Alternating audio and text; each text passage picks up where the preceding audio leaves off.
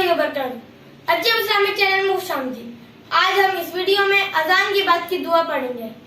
نبی صلی اللہ علیہ وسلم نے فرمایا، جو شخص اذان سن کر یہ دعا پڑھتا ہے قیامت کے دن وہ میری شفاعت کا حقدار ہوگا۔ آئیے اب اس دعا کو پڑھتے ہیں۔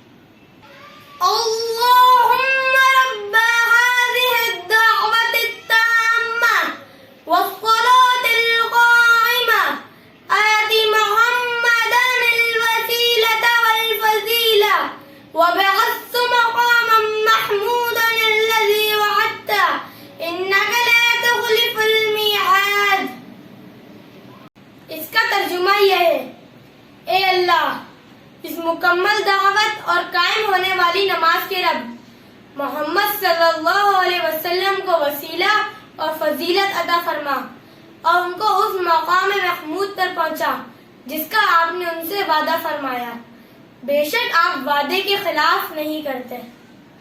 اگر آپ کو میری ویڈیو اچھی لگی تو لائک کریں، سبسکرائب کریں اور شیئر کریں۔ اللہ حافظ۔